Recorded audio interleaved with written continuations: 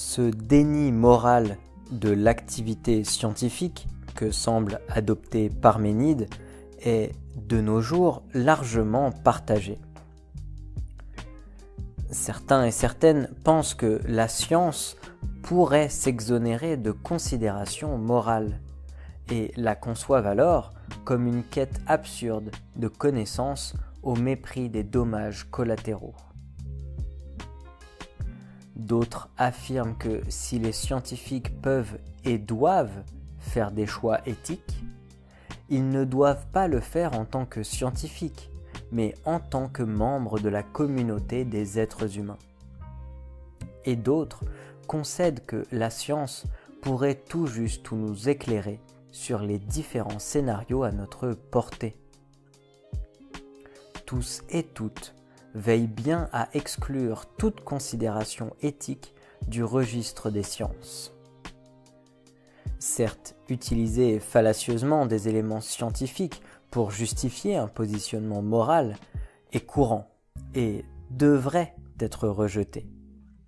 Mais c'est une erreur de conclure que la science est strictement séparée de l'éthique.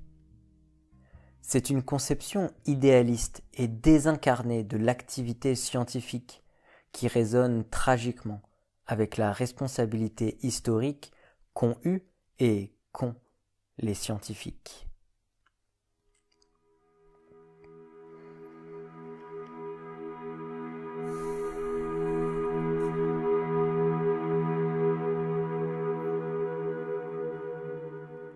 La science a de nombreuses conséquences sociales et politiques.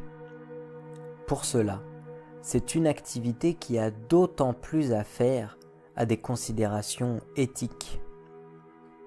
A fortiori, la science étant une activité sociale, la question de sa bonne ou mauvaise exécution se pose.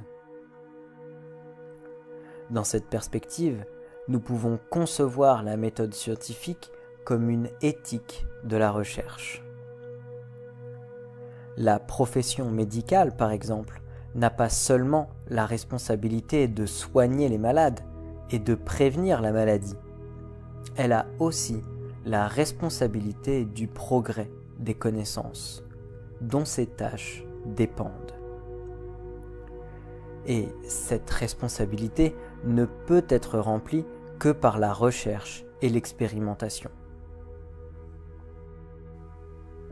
Les scientifiques ont donc une responsabilité morale particulière. Mais plus directement encore, la morale est un objet d'étude scientifique. En étudiant ses origines évolutives ou encore les processus neuronaux qu'elle implique, la science peut nous permettre de formuler une description de la morale, éthique descriptive. La science est également le meilleur moyen de définir quelles actions nous sont bénéfiques ou non, éthique normative. La science est en effet le moyen le plus fiable pour savoir quoi faire. Nous pouvons alors concevoir l'éthique comme une science.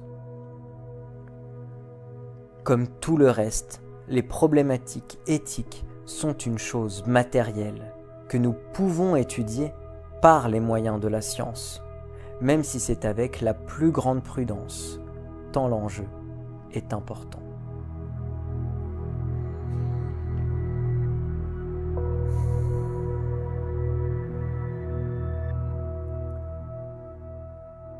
Grâce à une conception scientifique de la morale, nous pouvons justifier des choix éthiques égalitaristes par des éléments plus fiables que des préférences personnelles.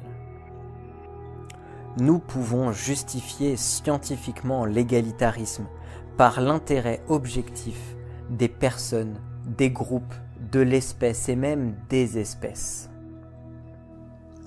Les personnes qui privilégient des rapports sociaux hiérarchiques privilégient également un rapport anthropocentrique avec leur environnement et font preuve d'un soutien particulièrement faible pour les politiques d'atténuation du changement climatique.